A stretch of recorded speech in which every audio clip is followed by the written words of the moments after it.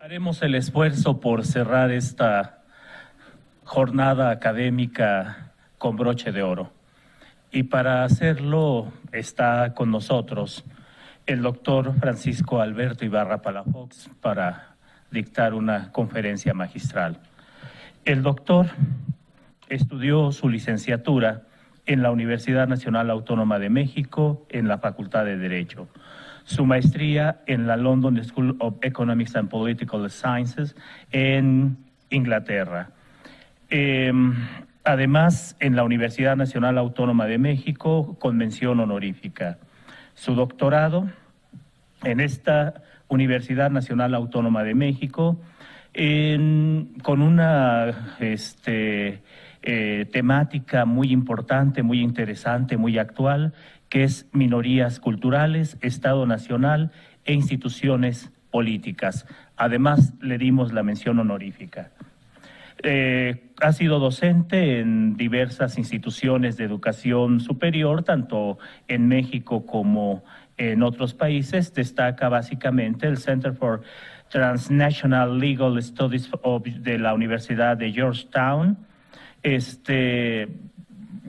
Tiene diversa obra escrita, un libro que es paradigmático y que es muy importante, y que si se hace realidad esta pretensión de la Cuarta Transformación de abrir el FOBAPROA, vamos a tener todos necesidad de consultar. Se llama La privatización bancaria en México, transición jurídica, política y financiera, porque es una obra en donde el doctor Ibarra destaca de manera muy clara estos nexos políticos entre la toma de decisiones públicas y la corrupción.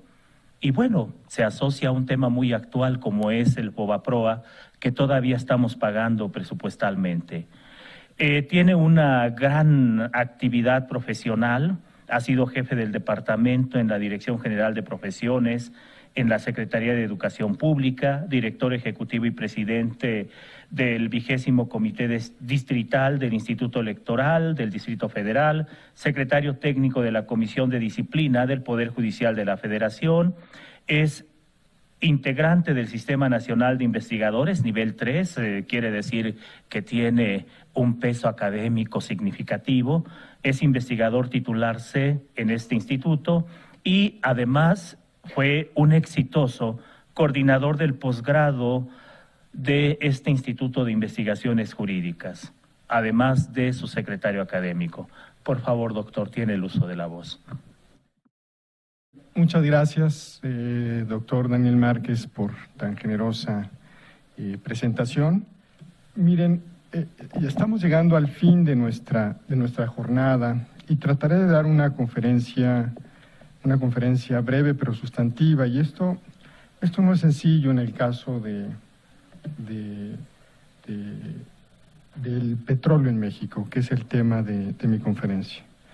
El tema del petróleo y concretamente la industria petrolera y Pemex, que son parte de la administración pública. Nunca dejaron de ser parte de la administración pública, no obstante la reforma del 2013. La reforma constitucional del 2013 estableció que son empresas productivas del Estado. Lo primero que tenemos que preguntarnos es ¿qué son las empresas productivas del Estado? Son empresas estatales. No son empresas mixtas, que fue la primera impresión que tuve después de leer la reforma constitucional, pero con el tiempo he llegado a la conclusión de que son, sin más ni menos, empresas públicas y son parte de la administración pública federal, son empresas estatales, con un régimen especial que ahorita vamos a platicar de él y propondré una serie de reformas y sugerencias para que esta empresa se desenvuelva en un marco de regularidad normativa, porque no se desenvuelve en tal marco. Pero bueno, dividiré mi conferencia muy brevemente en Dividiré mi conferencia en dos partes. Primero haré una breve exposición de la industria petrolera en México para que comprendamos por qué es parte de la administración pública. Esto no sucede así en otros países. Enseguida, la segunda parte, haré una reflexión sobre el estado de la empresa petrolera, de Pemex, y la tercera parte me concentraré en la ley de petróleos mexicanos. Hay una serie de leyes petroleras, como es la ley de hidrocarburos o la ley de ingresos sobre hidrocarburos, sobre las que no puedo referirme en este momento por la brevedad de la conferencia. Empecemos pues con la primera parte de nuestra reflexión. Y quisiera decirles a ustedes, para empezar, y para que dimensionen la magnitud del reto que tiene esta denominada cuarta transformación, que la industria petrolera en México nace apenas, bueno, dependiendo de cómo lo ven ustedes, pero nace apenas a finales del siglo XIX. Nace durante el Porfiriato, y no durante todo el Porfiriato, sino durante los últimos años del Porfiriato. Los primeros campos petroleros en México se descubrieron hacia 1898 y comenzaron a ser explotados significativamente hacia 1908, es decir, 2 años antes de que Porfirio Díaz dejara el poder en México. El régimen que se aplicó para el petróleo en México, en este caso Porfirio Díaz, fue el régimen de concesiones. Y teníamos un régimen de concesiones bastante favorable a las empresas petroleras. Eran empresas petroleras primordialmente británicas. Las empresas petroleras británicas acaparaban algo así como el 55% de la producción total del petróleo en México. Las empresas estadounidenses, algo así como el 40%, y quizá había un porcentaje muy reducido de 3 o 5% de empresas mexicanas que se dedicaban a la extracción del petróleo. El régimen jurídico era un régimen jurídico de concesiones. Porfirio Díaz daba concesiones para la explotación petrolera, pero había una particularidad que ustedes deben tener en cuenta. El régimen de la época señalaba que quien tenía el terreno era propietario de los recursos del subsuelo. Este era el régimen, digamos, que arrastramos del siglo XIX, un régimen liberal exacerbado que asociaba los recursos del subsuelo al propietario de los terrenos. Entonces se otorgaban solamente concesiones para la explotación del petróleo, pero los petroleros se consideraban propietarios del petróleo. Esto es muy importante que lo tengan ustedes en cuenta, porque va a ser el gran problema de la Revolución Mexicana y de los gobiernos posrevolucionarios. Como les dije, la explotación petrolera significativamente comienza hacia 1808 y hacia 1908 y hacia 1921 los campos petroleros, sobre todo del sur de Tamaulipas y ahora Veracruz, son campos poderosísimos. México es la segunda potencia exportadora de petróleo. Y durante la Primera Guerra Mundial abastecía al Reino Unido y Estados Unidos más o menos 1/3 del petróleo que se necesitaba para los refinados y para la generación de gasolina. México era una potencia exportadora de petróleo, o más bien las empresas extranjeras que operaban en México. Empresas británicas y estadounidenses, como he dicho, por ejemplo, estaba la Eagle Oil, estaba, en fin. ¿Qué sucede mientras está esta gran explotación? Hay un incidente diplomático muy serio. Ayer platicábamos en la mesa. Carranza se disgusta con Villa. Y van a decir, bueno, ¿esto qué tiene que ver con el petróleo? Es de la mayor significación, porque al disgustarse se enfrentan los ejércitos carrancistas dirigidos por Obregón y Villa.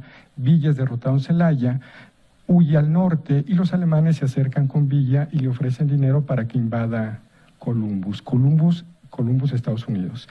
Villa lo hace, no estoy atentando contra la buena fama de Villa, eso lo dice Friedrich Katz en la Guerra Secreta en México.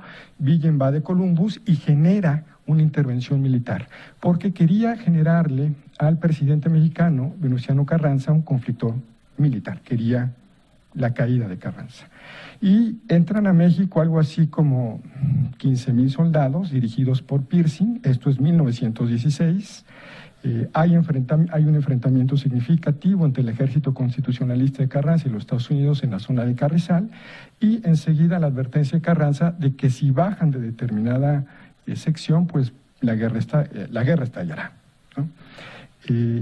Esto es mediados del 16, y este hecho es muy significativo para el artículo 27 de la Constitución de 1917, porque justo cuando el país está invadido por los Estados Unidos, la clase política mexicana decide convocar a un Congreso Constituyente y a la redacción de una nueva Constitución, que formalmente reformaba la del 57, así decía, pero por su contenido sí sería una nueva Constitución.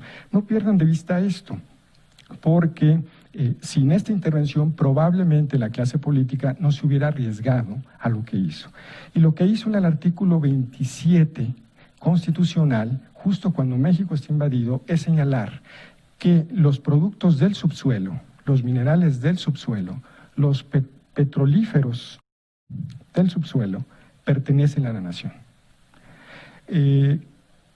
Carranza y ellos no tenían nada que perder, el país ya estaba invadido, y se expide la Constitución en el 5 de febrero del 1917. Es larga la historia del telegrama Zimmermann y cómo Carranza expulsa a los Estados Unidos y a los alemanes de México mediante la teoría de la neutralidad. No puedo hablar de ella, pero finalmente Carranza consigue, y lo digo contundentemente, Carranza consigue que los Estados Unidos abandonen el país hacia mediados, abril o mayo del 17, y este mismo ejército se va a el norte de Francia. Carranza gana una guerra sin un solo disparo, ¿sí? Y además, de paso, consiguen el artículo 27 constitucional. A partir de que lo consiguen, estamos en la época de mayor pujanza petrolera de las empresas extranjeras en México, son las que nutren a los ejércitos europeos, y llegarán a su pico en el 21-22, que es la etapa de mayor exportación, y México es el segundo productor de petróleo en el mundo. A partir del artículo 27 y de la Constitución del 17, las empresas petroleras van a tener un permanente enfrentamiento con los gobiernos revolucionarios. Y esta es la segunda etapa. La primera es la porfiriana, y la segunda comienza con el artículo 27 de los constituyentes de Querétaro. Los enfrentamientos van a ser larguísimos, son 2 generaciones cuando menos. Tenemos una constitución que dice que el petróleo es propiedad de la nación, y tenemos unas concesiones que se expidieron durante los gobiernos de Porfirio Díaz, principalmente de Huerta, en algunos casos, que señalan que las concesiones, que el petróleo es propiedad de quien tiene el terreno. Es un régimen jurídico que se contradice totalmente. Carranza trata de expedir una ley del petróleo, pero no lo puede hacer. Tiene un enfrentamiento permanente con las petroleras descubren que está redactando una ley del petróleo, se la roban.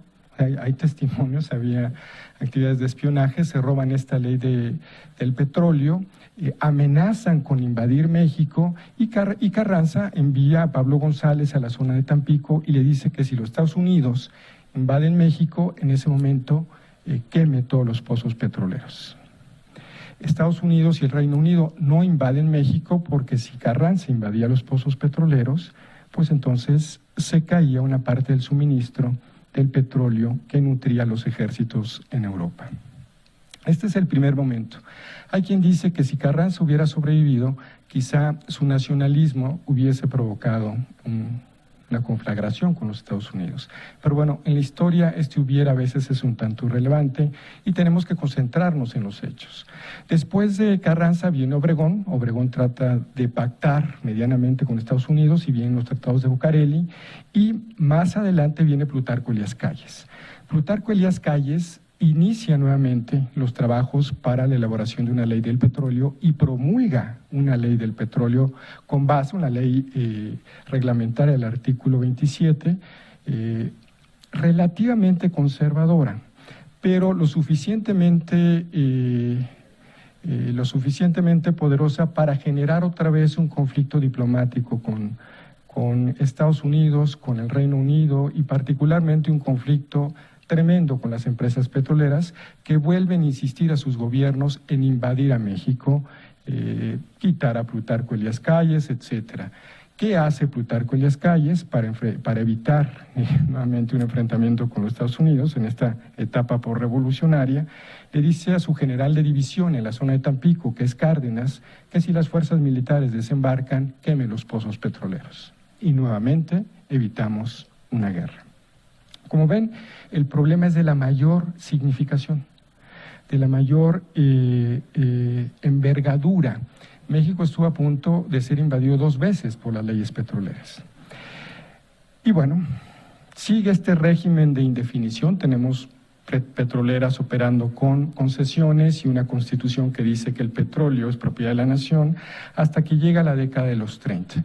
La década de los 30 es una década de ascenso militar en Europa, el ascenso del fascismo, el ascenso de la consolidación del régimen socialista en la Unión Soviética, y la geopolítica comienza a cambiar a favor de México. Sí, México y particularmente el siguiente presidente, bueno, no el siguiente porque hubo un Maximato y otros presidentes antes de Cárdenas, pero Cárdenas se da cuenta que ya puede, por el contexto geopolítico, proceder de una manera estratégica a la nacionalización de la industria petrolera. Lo consigue a través de una huelga. Los trabajadores petroleros inician una huelga. Es importante decir que Cárdenas organiza la veintena de sindicatos petroleros existentes en la época en un solo sindicato, el sindicato que hasta la fecha existe, el Sindicato de Trabajadores Petroleros de la República Mexicana.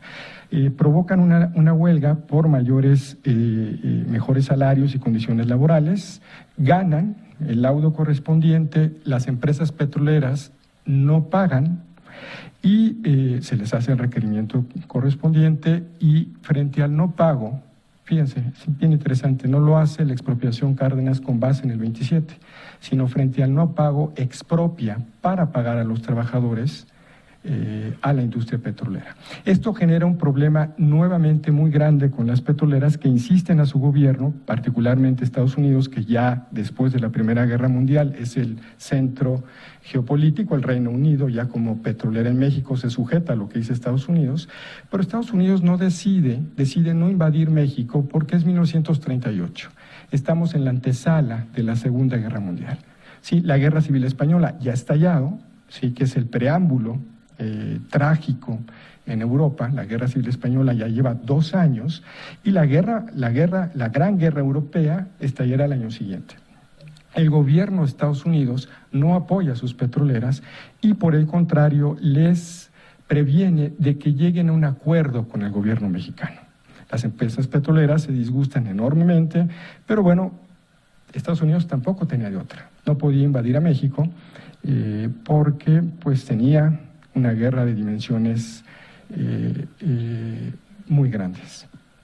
Las empresas petroleras llegan a un acuerdo con el gobierno mexicano, es decir, a una indemnización que, dicho sea de paso, es una indemnización bastante generosa, no en los niveles que ellos pedían, pero bastante generosa, hacia mediados 42, 44, en plena Guerra Mundial. También Estados Unidos incita a las empresas petroleras a que lleguen a este acuerdo porque quiere el aval de México para que sea su aliado. México se hace aliado de Estados Unidos después de precisamente el hundimiento de unos buques petroleros mexicanos por el ejército alemán. Se resuelve el problema, lo estoy diciendo de manera muy rápida, y esta es la segunda etapa del petróleo en México. El conflicto petrolero con los Estados Unidos, un conflicto geopolítico. Estuvimos a punto de 3 invasiones militares, y gracias a la generación posrevolucionaria que estaba preparada políticamente, estas se evitaron. Aquí viene pues la tercera etapa de la industria petrolera en México, que es la etapa, digamos, de la consolidación de la gran empresa nacional. Y podríamos señalar que esta consolidación va más o menos, porque esto siempre es relativamente relativo, del 44 al 82. ¿Qué es Pemex? Un poco antes, 78, 80. ¿Qué es Pemex antes de los descubrimientos de Cantarell por José López Portillo? Pemex es una empresa consolidada, es una empresa que obedece al modelo de consolidación petrolero que existía en el mundo. Esto lo inaugura, si ustedes no lo saben, lo inaugura Rockefeller.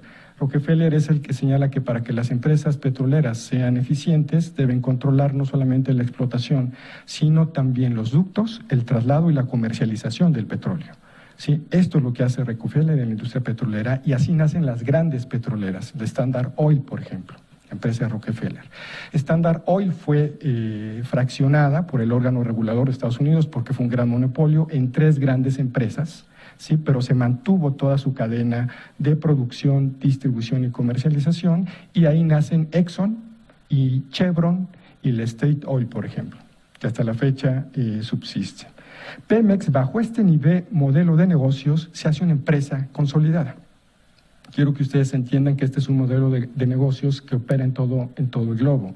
Una empresa que produce, que transporta, que refina, ¿sí? Y que comercialice. Esto lo hace Pemex y básicamente lo hace para el mercado interno, porque los yacimientos petroleros, los grandes yacimientos petroleros que tenían las exportadoras, empresas extranjeras en México, declinaron, ¿sí? Pemex comienza a explorar, pero no va a encontrar yacimientos de esa magnitud. Entonces, el petróleo que se produce en México entre el 40 y el 76-78, ¿sí? Es un petróleo dirigido al mercado interno. Es una empresa que además es un modelo de sustitución de importaciones, el que tenemos en México. México procura producir su gasolina y ser autosuficiente en ello y lo consigue. Es un país relativamente es autosuficiente en gasolina y en muchos otros petrolíferos. Es una industria nacional reconocida regional y globalmente. Viene una etapa aquí, esta etapa de la industria petrolera tiene una etapa de expansión con el descubrimiento de los yacimientos petroleros en la sonda de Campeche. Esto se realiza en la década de los 70, es un proceso de varios años, pero es básicamente López Portillo el que establece la infraestructura para para la gran producción petrolera de exportación, ¿sí? Pero esto tiene un costo, endeuda al país y viene la crisis del 82. Pero quiero decirles que el modelo de expansión de petróleos mexicanos en la sonda de Campeche ya es un modelo de expansión global de exportación hacia otros países. Aquí viene entonces una nueva etapa que sería, digamos, la tercera etapa de Petróleos Mexicanos, que es una empresa de exportación internacional, y se combina para la mala suerte de la empresa con la época del endeudamiento. Miguel de la Madrid mantiene una política relativamente conservadora con relación a Pemex, pero Carlos Salinas, ¿sí? Carlos Salinas modifica por el régimen de petroquímica y comienza lo que es la siguiente etapa de la empresa, que es una etapa de privatización de la empresa. Van a decir ustedes, bueno, ¿cómo se privatiza una empresa que sigue siendo estatal?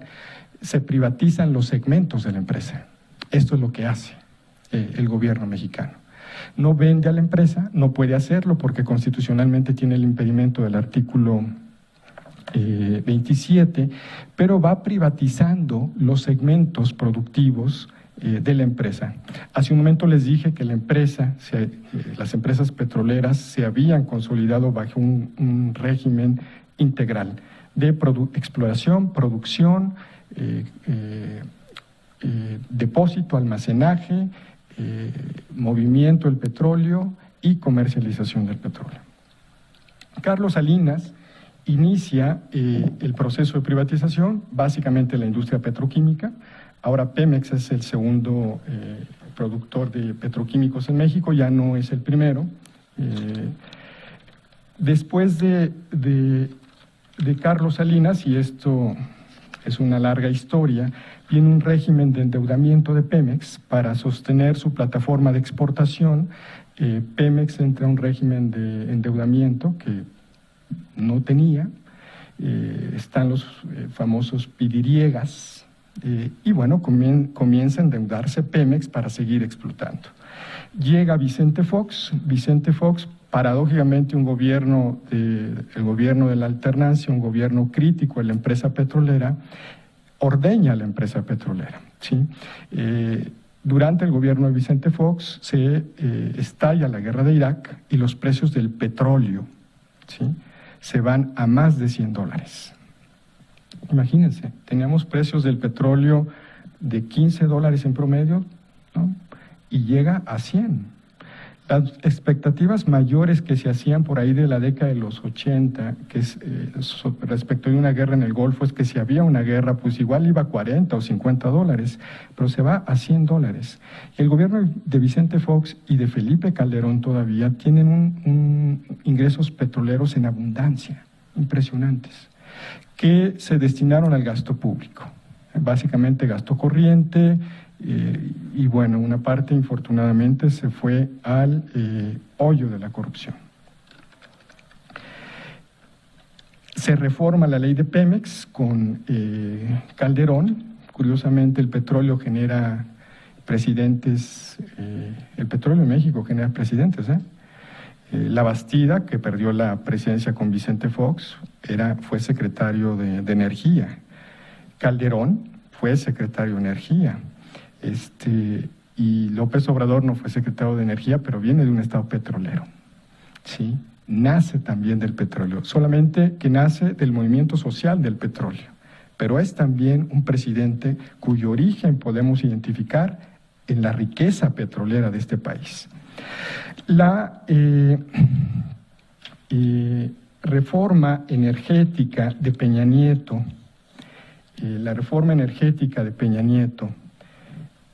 es el siguiente paso de la privatización del petróleo. Ya tenemos dos, ¿sí?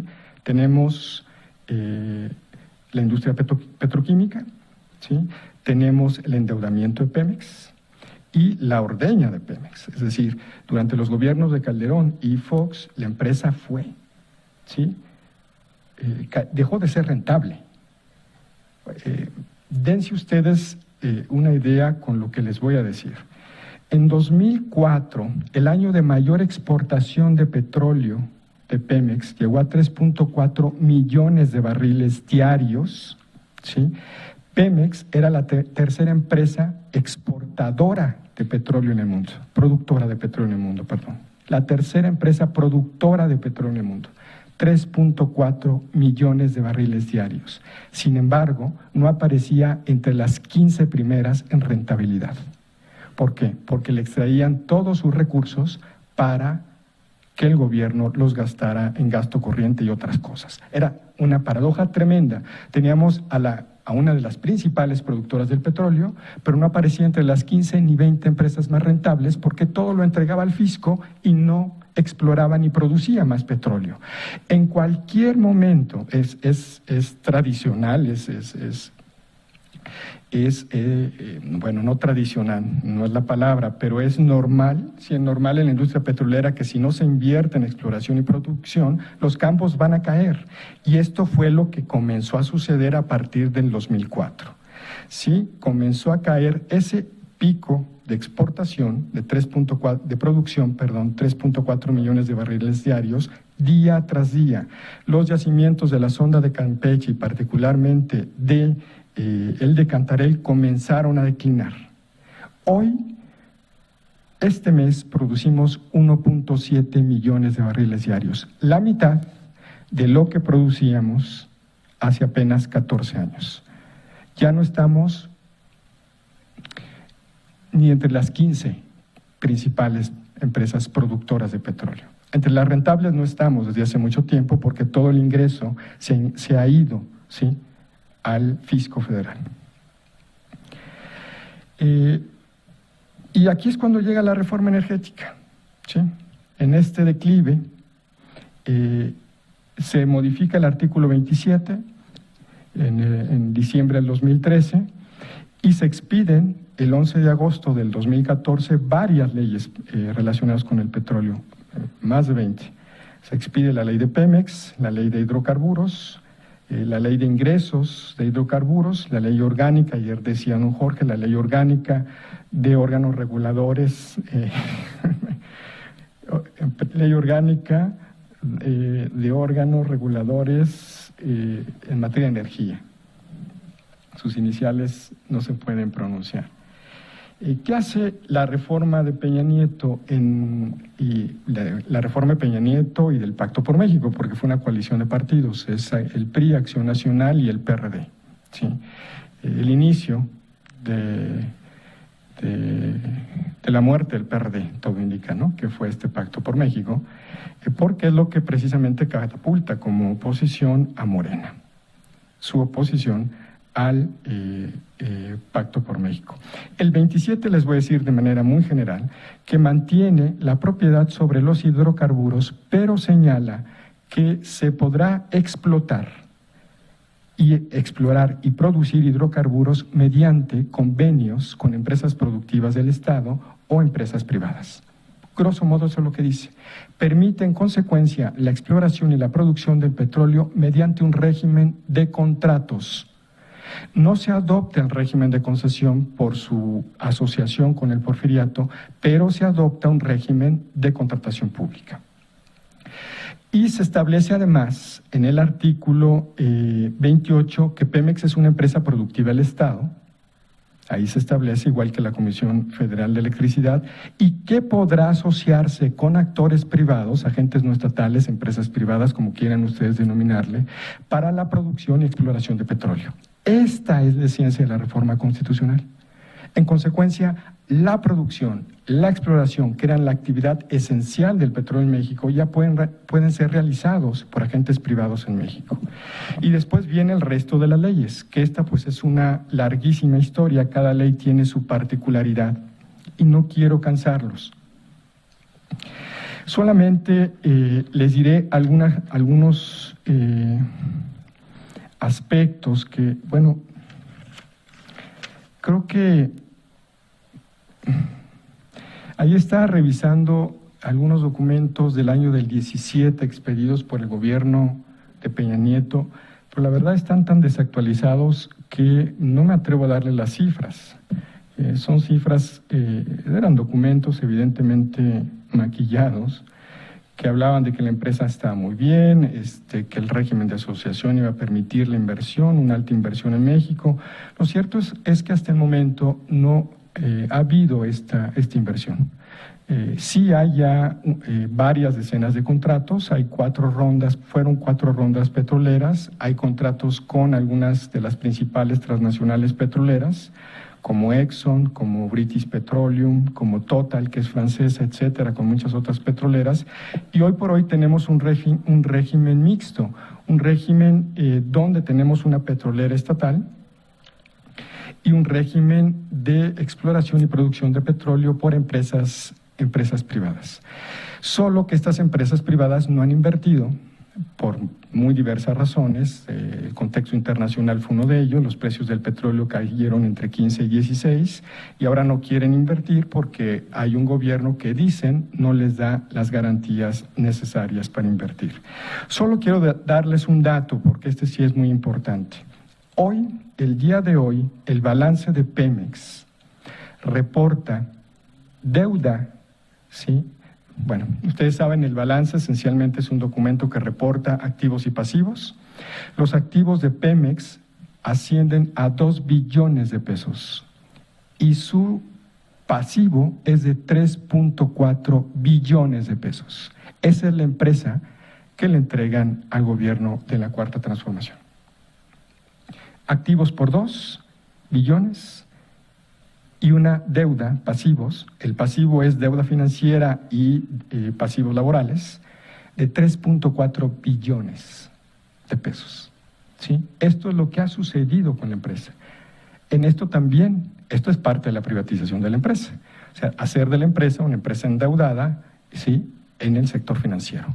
Por eso, cuando los bancos y las calificadoras salieron a decir que no era suficiente el plan de Pemex, pues pone a temblar a la empresa porque Si le baja la calificación, terminaría pagando más por la deuda que tiene. Algo más que quiero decirles.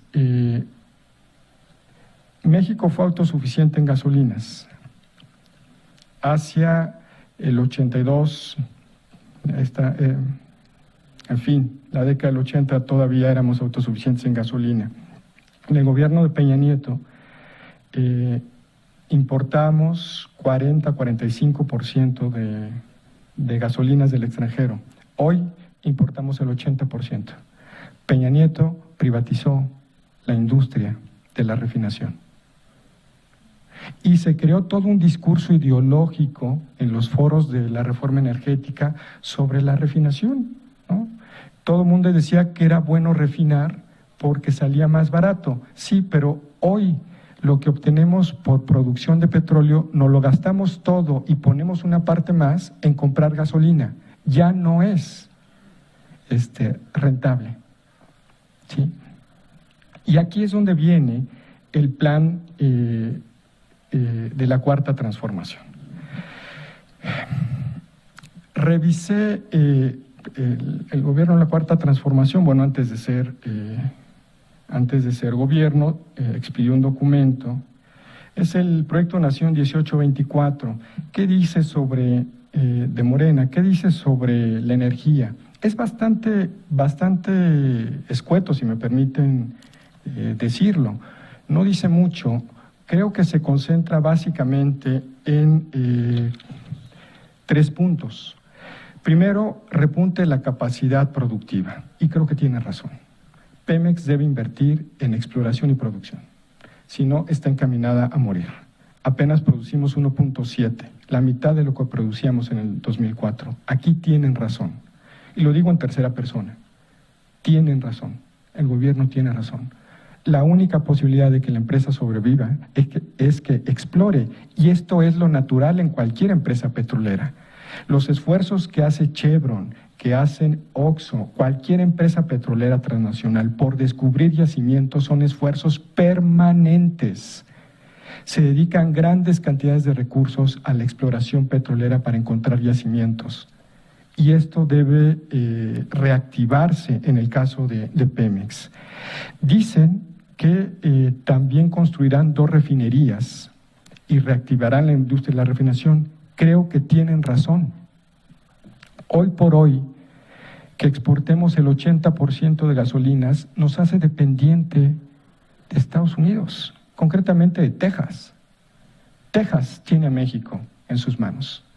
El día de mañana, si Estados Unidos se enoja con México, es decir, pasa de la retórica de que somos un país de violadores, asesinos, etcétera, como dice Donald Trump, a amenazas más severas, nos recorta la gasolina.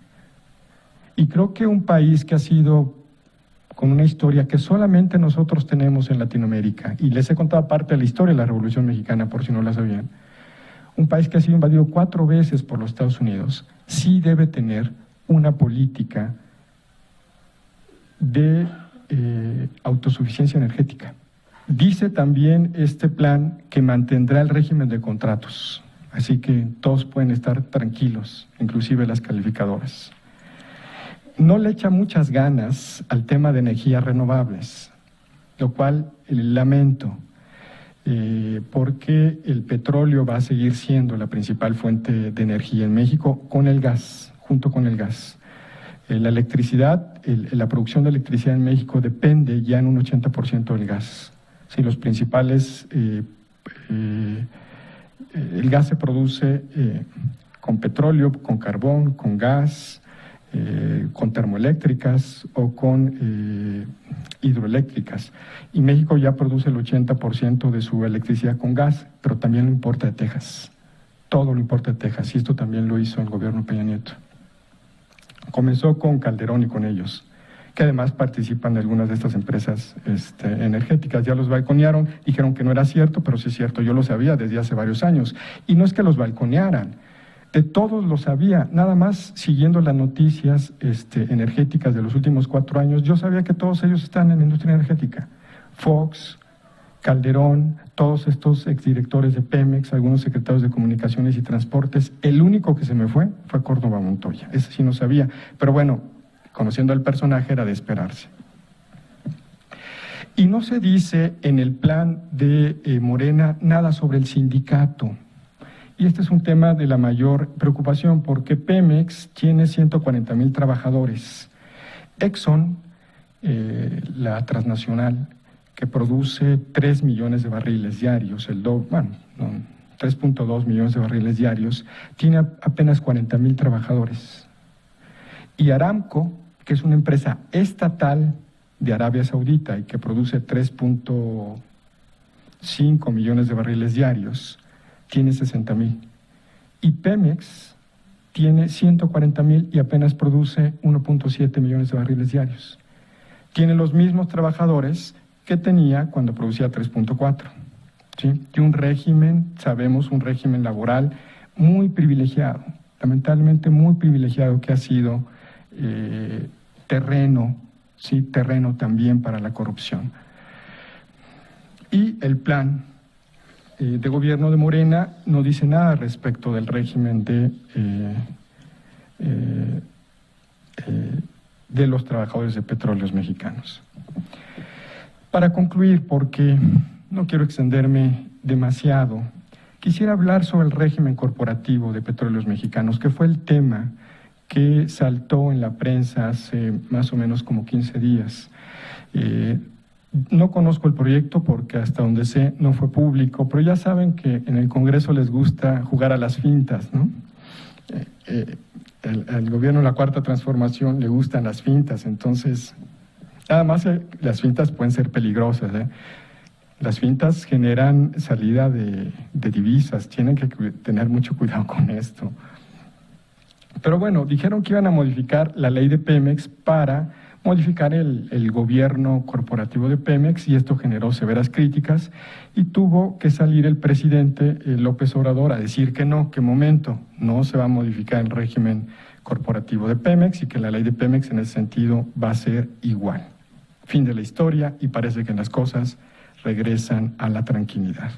Solo quisiera decirles que esta ley sí debe ser modificada, ¿sí? Y ahorita les voy a decir por qué. Porque es una ley que da manga ancha a la corrupción. Esta ley fue expedida el 11 de agosto, fue promulgada el 11 de agosto del 2014. La ley Peña Nieto, la ley de la reforma energética, ustedes le pueden poner el nombre que quieran. Pero miren, entre otras cosas dice lo siguiente, y aquí es donde viene, con esto voy a concluir, aquí viene un punto muy importante de mi exposición. Después de decir que Petróleos Mexicanos puede realizar su objeto social, cualquiera que sea su objeto social, piensen que Pemex explora, produce, transporta, refina, comercializa a través de PMI, que es una subsidiaria, refina a través de Pemex Transformación, que es otra subsidiaria, explora y produce a través de Pemex Exploración y Producción, que es otra de sus grandes subsidiarias. Este régimen lo modificó Salinas, pero es una larga historia que no puedo entrar a ellas. Después de decir por primera vez en una ley de la empresa petrolera que Pemex puede hacer cualquier cosa que su objeto social le permita con actores privados mediante contratos, dice lo siguiente, habla del Consejo de Administración. El director de Pemex sigue siendo puesto por el presidente de la República. Entonces Peña Nieto nos dio una ley donde el presidente seguía siendo alguien dependiente del presidente de la República. Y esta es la ley que tenemos hasta el día de hoy. Y crea un consejo de administración con un gran discurso donde decía que se generaba un régimen de administración privado, eficiente, de corporativo, de responsabilidad social. Todo esto era puro discurso. ¿Sí? Quiero decirles que era completamente puro discurso ideológico, como fue el tema de la refinación, porque el Consejo de Administración que creó la ley de Pemex dice que estará integrado por 10 integrantes, y ahí les va la historia. ¿Quiénes son los 10 integrantes? 2 de ellos son el secretario de Energía y el secretario de Hacienda. 3 los propone el presidente directamente de entre expertos del sector petrolero. Y a los otros 5 los propone, les dice la ley que son independientes, pero no lo son, porque también los propone el presidente de la República. Aquí está la empresa con un nuevo régimen corporativo. El presidente de la República los propone al Senado. Si el Senado no los acepta, ¿sí?, el presidente tiene la opción de volver a presentar otros 5 u otros 2, dependiendo de los que no le haya aceptado. Y si el Senado no los acepta, el presidente por dedazo los pone. Es decir, el Consejo de Administración de la Ley Peña Nieto es un Consejo de Administración del presidente de la República. Y hoy por hoy tenemos una ley donde sí se carece de un gobierno corporativo en ese sentido, y donde el Consejo de Administración sigue siendo una empresa del presidente. Y me parece que esto sí debería ser modificado por este gobierno si quisiera tener una empresa más productiva en el largo plazo, porque la dependencia política de una empresa como Pemex le ha generado un daño gigantesco. Pero curiosamente me parece que se está callando este tema, ¿sí? Pero hay cosas también quizá más graves, y esta no es la única. Dice la ley de Pemex en su artículo 36 y artículos cercanos que los integrantes de este Consejo de Administración serán eximidos del régimen de responsabilidades de la Ley General de Responsabilidades de los Servidores Públicos. Es decir, Pemex, y lo dice la ley, creará su propio régimen de responsabilidades. Es inconstitucional este artículo, genera un régimen de privilegio para los consejeros y les da mano ancha a la corrupción. Y fue precisamente con este régimen que tuvieron lugar los contratos de la estafa maestra, por ejemplo. Sí, Pemex celebró convenios con 6 universidades, ¿sí?, y estas a su vez lo distribuyeron en algo así como 100 empresas para que le brindara servicios de capacitación, asesoría, etcétera. Y fueron los convenios de la estafa maestra. En el mismo sentido, vean nada más lo que dice la ley vigente Pemex, que en caso de que los consejeros se equivoquen, siempre y cuando se equivoquen de buena fe, y no define lo que es la buena fe, no incurrirán en responsabilidad por los daños sufridos que haya sufrido la empresa derivados de sus actos o omisiones. Perdónenme la expresión, hello. Sí, la reforma energética y la ley Peña Nieto crearon un régimen de impunidad para la petrolera. Se pasaron. Excluyeron del Consejo de Administración al representante de los trabajadores, porque antes participaba en el Consejo de Administración, lo excluyeron, pero crean este régimen de responsabilidad, y esto no tiene nada que ver con la responsabilidad social ni con la eficiencia que anunciaron. Seguimos. Nada más les digo 4 cosas más. Vigilancia. Se excluyó a la Secretaría de la Función Pública para revisar a Pemex. Y se creó una auditoría interna dependiente del Consejo de Administración. El auditor que establece la ley es juez y parte, porque lo propone el Consejo de Administración. Esto es por lo que respecta a las responsabilidades. El doctor Márquez conoce mejor que yo este tema. Sigo.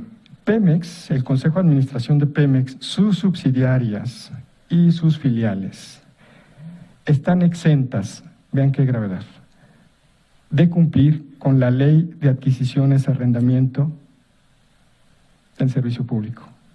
Y también están eximidas de cumplir con la ley de obras públicas y servicios relacionados. Crean su propio régimen mediante acuerdos de carácter general del Consejo Interno.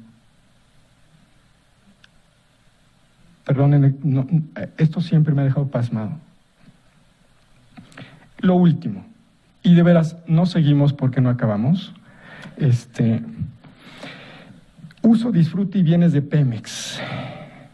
Dice la ley de Pemex que la enajenación de los bienes de petróleo mexicanos se regirá por las disposiciones del derecho común. Es decir, si Pemex vende sus bienes muebles o inmuebles, no tiene ¿sí?, que darlos de baja, como lo dan todos los entes públicos. La empresa productiva del Estado es una empresa pública. Esto no lo hace una empresa privada. Esto genera una enorme corrupción. Y eso es lo que ha generado que Pemex hoy produzca apenas 1.7 millones de barriles diarios y tenga una deuda gigantesca de 3.4 billones de pesos y activos de apenas 2. ¿Sí? Esta es la ley Peña Nieto. Conclusión: si el gobierno de la Cuarta Transformación desea que esta empresa sobreviva, no debería operar con este Consejo de Administración. Hoy por hoy ya tienen mayoría, sí, porque ya están renunciando los consejeros independientes. Y los 3 que quedan de independientes tienen lo que yo tengo un poco de chino, ¿no? O si uno ve por el caso de 2, salvo a 1. Pero Pemex solamente puede ser viable si sale de este entramado político, ¿sí? Veo con buenos ojos el inicio del plan financiero de saneamiento de Pemex. Anunciaron que no van a contratar deuda, es correcto, y esto obviamente enoja a las calificadoras y a los bancos, porque ¿de qué viven los bancos? Pues de deuda, ¿no? Entonces, si Pemex, que se endeudó durante 15 años, porque fue la estrategia de Zedillo, Calderón y Fox, ahora les dice, no quiero deuda, pues se enojan, ¿no? ¿Cómo que no? ¿No les han dicho en su casa, por ejemplo, no sé si tienen ustedes familiares que gustan de las tarjetas de crédito? Cuando ustedes les dicen, oye, controla esa tarjeta, no gastes tanto, se enojan con ustedes, ¿no? ¿Cómo me dices eso? Si somos de la misma familia. ¿Cómo tú ahorras y me dices que no pueda gastar de mi tarjeta de crédito? Y es una bronca familiar, ¿no? Bueno, imagínense esa bronca a nivel macro, ¿no? Los bancos diciendo, ¿cómo es posible que esta empresa no se endeude si se endeudó durante 15 años? ¿No? Pero Pemex tiene razón, debe parar la deuda. Es un plan de saneamiento correcto. Le quedan muy pocos recursos de todas formas para exploración y explotación, pero los va a destinar a ellos, y esto también es correcto. Y el tema de las refinerías me parece un tema estratégico. Nos está afectando en la balanza de pagos significativamente. Ya es el principal producto de importación, imagínense, ¿no?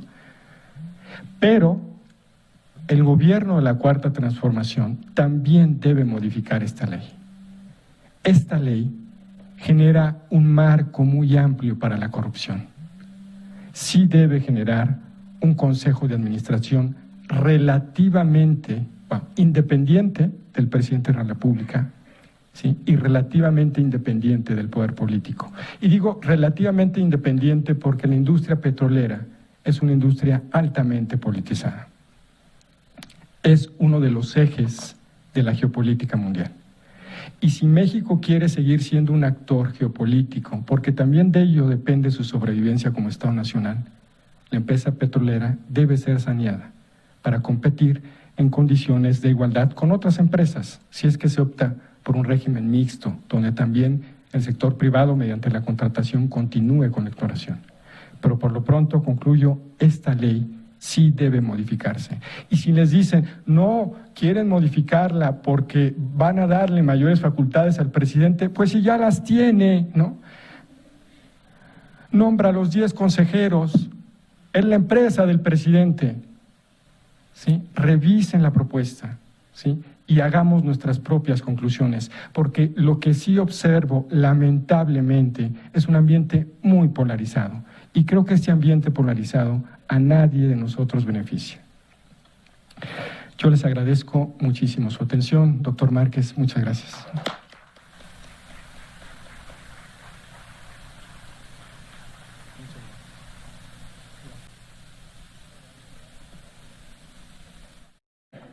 Bueno,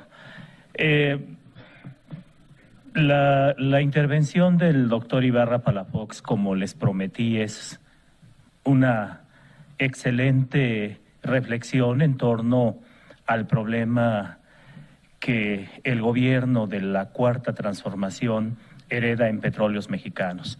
Yo fui escribiendo conforme el doctor reflexionaba una serie de ideas y me acordé que algún autor asocia los asesinatos de Madero, Carranza Villa y Álvaro Obregón con el petróleo. Me acordé el papel de las mayors, las 7 hermanas y todos, el contexto de la geopolítica vinculada precisamente con el monopolio del comercio del petróleo.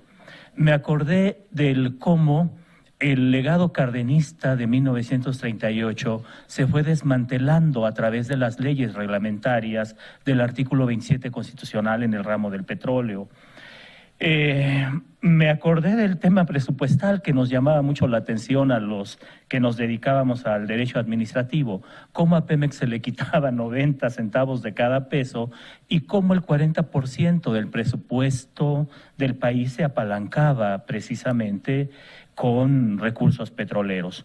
Pero también me acordé que hubo una época en la historia en donde el pueblo mexicano contribuyó de manera directa al pago de la deuda petrolera.